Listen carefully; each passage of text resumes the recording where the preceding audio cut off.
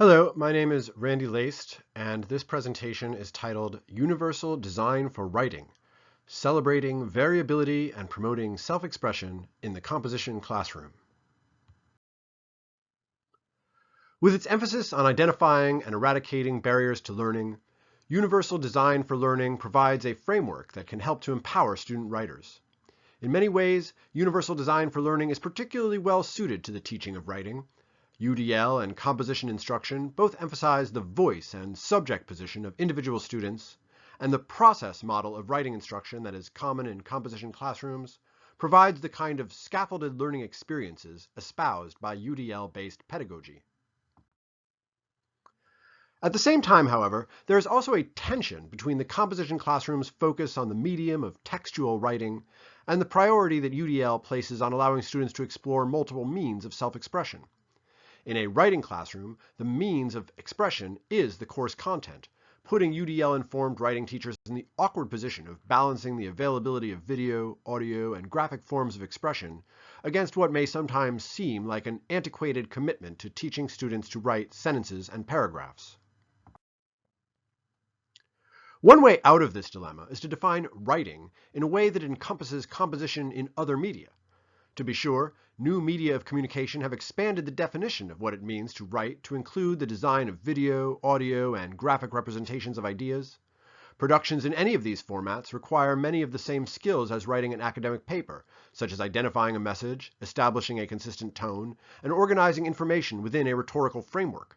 This multimedia approach to composition enables students to cultivate an appreciation for the ways that different forms of communication can shape the presentation of a message, and it also allows students to experiment with forms of communication that reflect their own educational goals and personal styles of self-expression. At the same time, UDL principles can also facilitate instruction in text-based composition, writing in the traditional sense. The writing process, as typically taught, involves several stages: pre-writing, researching, organizing, drafting, revising, each of which presents students with various challenges. Thinking about the stages of the writing process through a UDL lens can help writing instructors design activities that make each of these stages more accessible to more students.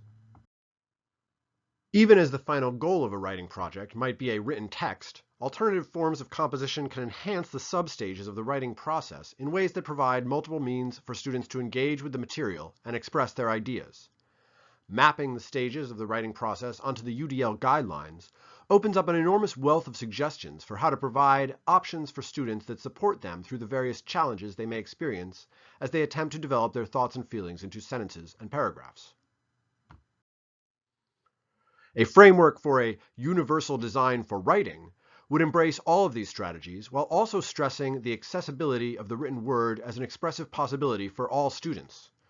Students who feel empowered to write discover a bottomless source of inspiration, intellectual autonomy, and self-understanding.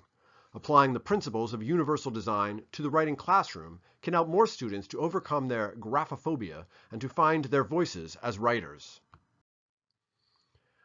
Access to engagement. The most obvious way to encourage students to develop a personal connection to a writing assignment is to give them the opportunity to determine what they write about.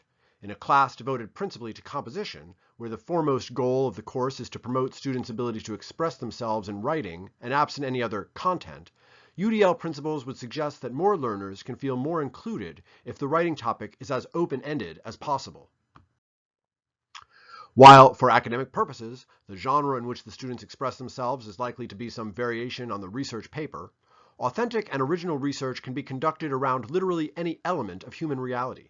If the goal of the class is to provide a setting where students are likely to discover a personal connection with the act of writing, this goal is most likely to be met by encouraging students to think about what they research in their spare time, whether it's football statistics, celebrity gossip, Squid Game, hip-hop dancing, or any other cultural phenomenon. Students may be surprised to learn that professional writers develop entire careers writing about these subjects. Moreover, the personal connections students have with their own hobbies and interests provides them with unique insight that can become the basis for fruitful academic inquiry. Composition instructors who provide predetermined writing topics may unintentionally create barriers for some students who don't connect, for whatever reason, with the assignment, and this practice is less representative of actual writing situations, which tend to originate with the passions and opinions that arise organically out of the writer's own life.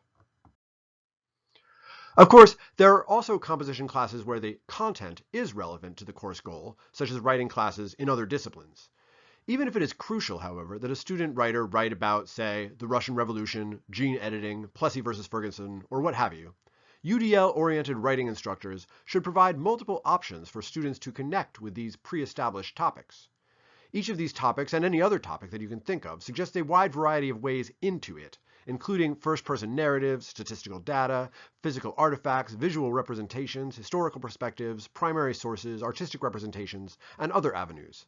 Exposing students to different ways of understanding a shared topic enhances the likelihood that every student will find something that speaks to their personal way of making sense of the world. In some kinds of classes, again depending on the course goals, the students may be able to express their understanding of the common topic in a genre of writing of their choice, whether it's a poem, a short story, a personal reflection, or a screenplay. Even if the course goals dictate that the student must produce a research paper about a specific topic, however, students should always be encouraged to spin any writing assignment in a way that helps to align it with their own personality. Indeed, the importance of forging this kind of relationship between the goals of a writing project and a writer's own personal goals might be the most important lesson any writer can learn. Access to content. While composition is a skills-oriented style of instruction, writing classes typically do present instructional content in one form or another to students, whether it involves information about formatting citations, descriptions of research methodology, or lessons in grammar, vocabulary, and usage. Recent research has suggested that explicit instruction in technical aspects of writing benefits students, but the best way of reaching the most students is to provide a variety of different ways to access this kind of information. In a writing class, this means not only supplementing online tutorials with in-person instruction, but also encouraging students to consider aspects of technical usage, citation format, and other elements in their own writing, in the writing of their classmates, and also in that of their instructor and of other writers. Students should also have opportunities to listen to formal academic prose in addition to reading it. It can be worthwhile for student writers to have the opportunity to record themselves reading their own writing and listening to it by themselves or for an audience as a way of deepening their self-awareness of how they use language. These kinds of recordings can be developed into podcasts or become the voiceover for narrated slideshows or montage videos.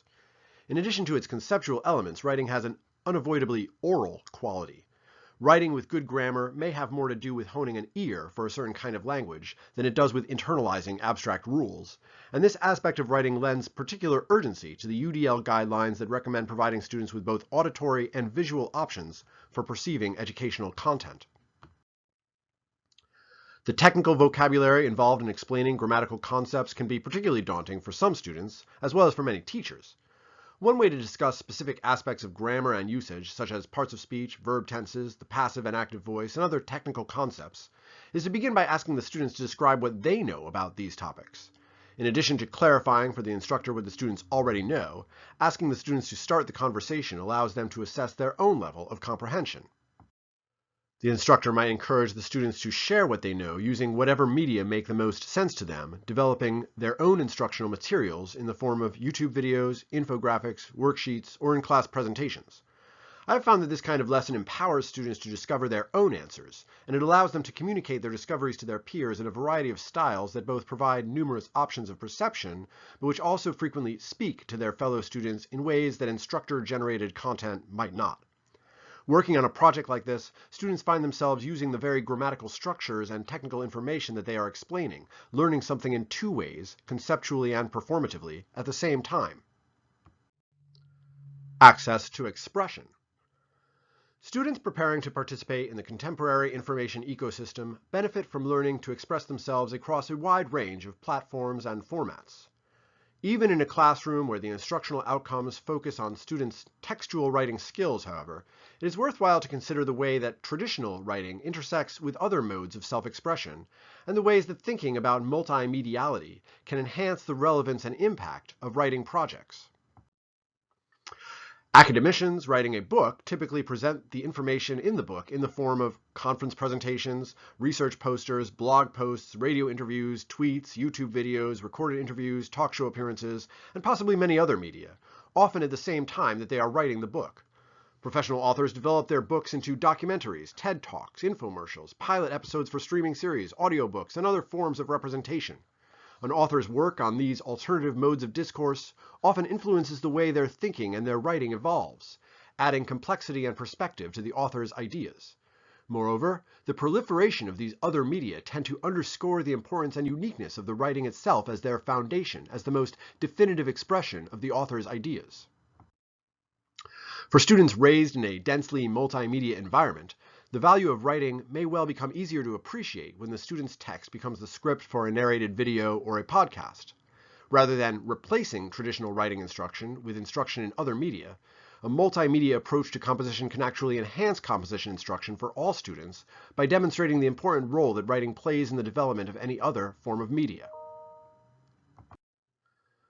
The process of writing out a draft, the part of the writing process where the actual writing happens, intimidates many students and professional writers alike with the sense that they are stepping out into a blank void without any landmarks or beacons. Inviting students to think about their writing assignments as multimedia projects can help students fill this empty space with recognizable features that can help guide the writing process through specific stations. The definitive example of this effect is a lecturer who uses a series of images in a slideshow as a reminder of what each part of their talk is supposed to do. Developing a slideshow for a paper can serve as a visual outline that similarly helps students, writers, fill out the specific points that they want to make as they compose their paragraphs. Students writing about scientific topics sometimes find it helpful to write around specific charts or graphs, developing their composition as a series of interconnected discussions of specific data points.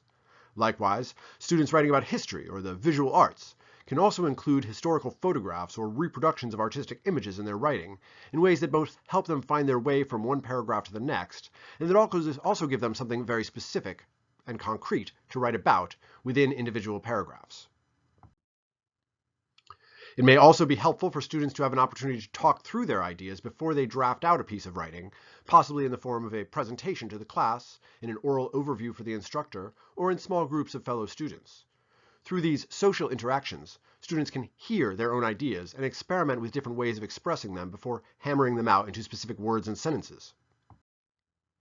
If student writers are encouraged to develop their compositions into narrated videos or slideshows, or into podcasts or audiobooks, they may think more deliberately and self-consciously about how they want to choose their words, and the experience of developing these multimedia materials provides an object lesson in how words on a page can become amplified on a global scale. Writers at any level of proficiency benefit from embracing the multimedia dimensions that are inherent in any expressive act.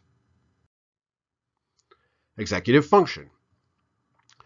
The role of executive function has unique importance when it comes to student writing. Most academic assignments, such as taking a test, completing a worksheet, answering study questions, tend to come with very specific instructions regarding what is to be done and how it is to be done. Writing assignments, however, especially longer writing assignments, no matter how scaffolded they are by a process approach and other kinds of UDL-informed supports described in this presentation, ultimately succeed or fail largely on the student writer's ability to set appropriate goals, develop a strategy to meet the goals, and evaluate their own progress as they move along. In addition to these meta-level decisions, student writers also need to develop the empowered autonomy that allows them to make the thousands of micro-decisions that go into writing any single paragraph. Making both the meta-level and the micro-level decisions with confidence, on your own, on the fly, in the foggy landscape of an unwritten paragraph, requires an entrepreneurial pluck that is the essence of the personality that comes across when students write in their own voice, as their own boss, on their own conditions. Some students inevitably find it easier than others to develop this sense of ownership of their writing, but all writers can benefit from experimenting with different ways of becoming more reflective about how they make decisions about the content and language of their writing, as well as decisions about how, where, when, and why they write. This kind of metacognitive reflection can be facilitated by providing students with opportunities to think through these big questions. A writing journal can help students identify and sustain their motivation to complete a particular writing project, and sustaining a journal like this over the course of a year or a semester across several writing projects can help student writers to achieve a more comprehensive insight into how they behave as writers, what composition strategies work for them, and how they have learned and grown as writers. The emphasis on reflection is particularly valuable in an UDL-informed learning environment where the instructor provides students with a buffet of options for engagement, representation, and action expression. Reflective activities can help students arrive at conclusions about which options were the most helpful for them and why. In a writing class, it may seem intuitive to encourage students to conduct these metacognitive reflections through the medium of writing. But the point of this activity is to stimulate thinking rather than to practice writing, and some students find it easier to think freely and creatively when they are talking out loud to themselves, having a conversation with a classmate, or doodling diagrams or illustrations. Some students might find it easier to respond to direct prompts. Describe a time when you felt like you were writing well. What do you think it was about that time that allowed you to write well? While other students might prefer a more open-ended format. Some students might take a more analytical approach, while others might find that a storytelling approach expresses their experiences more faithfully. Ideally, every student writer should get a chance to think about their writing experiences from all of these different angles and in all of these different contexts. As they examine their writing experiences from these different perspectives, they develop a clearer sense of their own identity as writers, an impression that might look very different from one student to another, but which will be universal in the sense that it is rooted in the democratic principle that all students succeed when they are allowed the chance to express their human uniqueness.